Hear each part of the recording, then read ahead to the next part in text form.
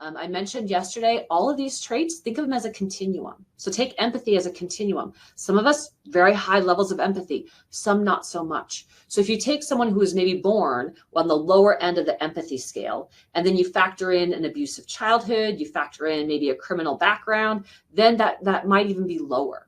Okay. So it's this interplay between what we're naturally born with and how the environment may shape that. Okay. And so it could be a little bit of both, right? They might be naturally born that way, but then also there's probably environmental factors that influence.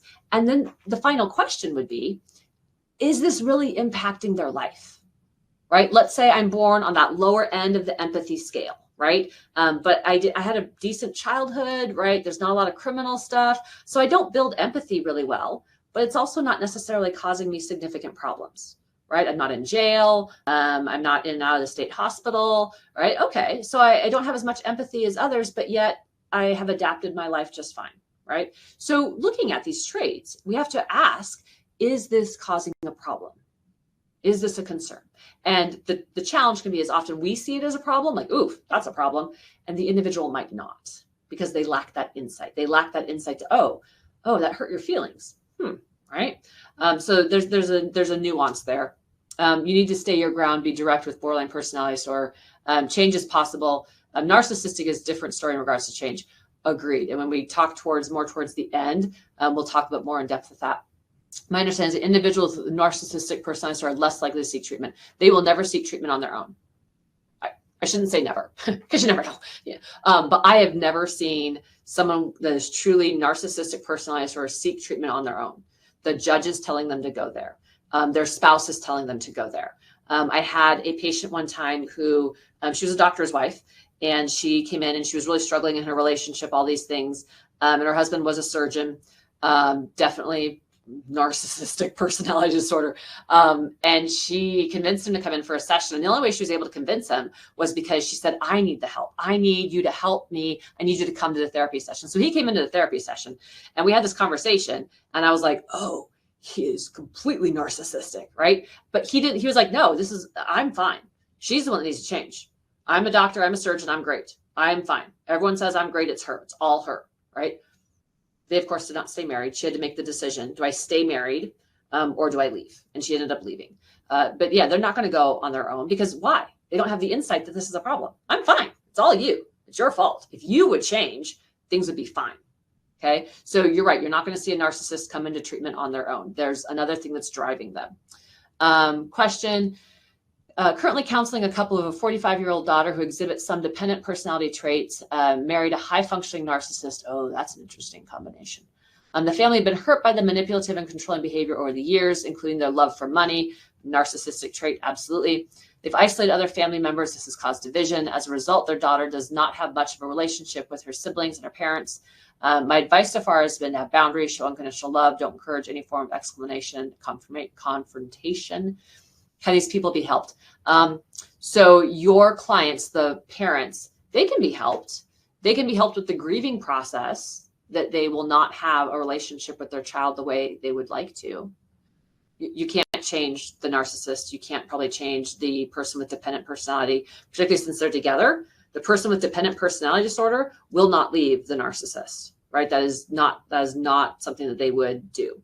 And so the couple has to then figure out, how do I grieve that I'm not going to have this relationship? All the things that could have been, I will not have.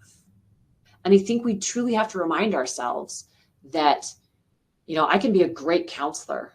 I will not fix or save everyone. And if I believe that, then I have a problem, right? Then I'm probably the narcissist if I think I'm going to save everybody. And so I think sometimes we have to remind ourselves and our clients, hey, this sucks, and I actually can't fix it. You're in a really sucky, terrible situation. How do you grieve it? How do you take care of yourself? And so then part of it becomes, how do I help them be able to just have that uncomfortable emotion, right? Because that sucks. My child I don't have the relationship with them that I would like to. So that's how we would help them, right? We're not going to fix it. We're not going to save the relationship. And they may try to, but I'm going to tell you, with a combination of dependent and narcissistic personality disorders together, that's like super glue. I don't know how that would change. How do we go about building insight, particularly when it starts impacting their life? They often hear suicidal, they often voice suicidal ideation, hence services will not engage with them. Rapport has been difficult to build. So we're going to talk a little bit about building insight in a little bit, which might be helpful. So Tino, if I don't fully answer your question by the end, let me know. And then Laura says, you distinguish between NPD and narcissist, and that the one with NPD won't change. Do you see hope or change for the narcissist? So if somebody just has narcissistic traits, they're not full out narcissistic personality disorder, but they have some of those narcissistic traits, they could change. We also have to go back to, is it something that needs to change?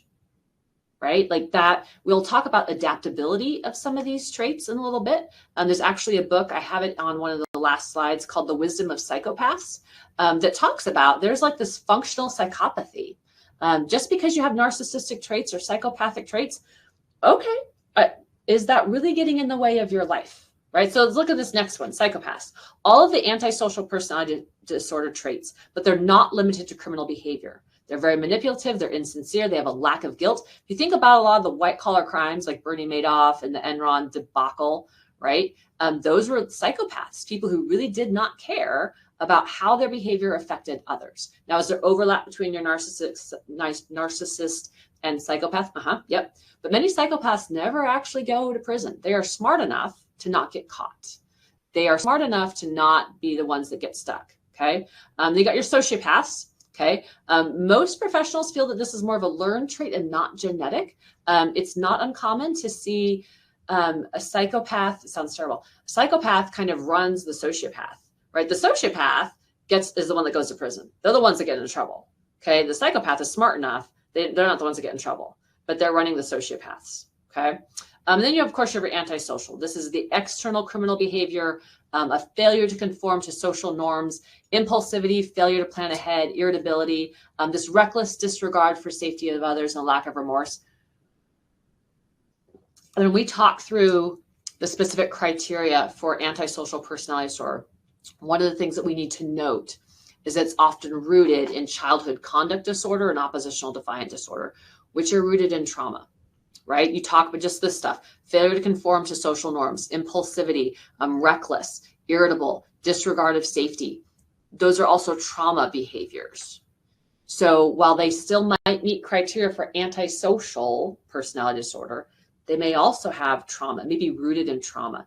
And so I have to do my due diligence in figuring out, okay, which thing is here that I really need to address? Which one am I going to make progress on?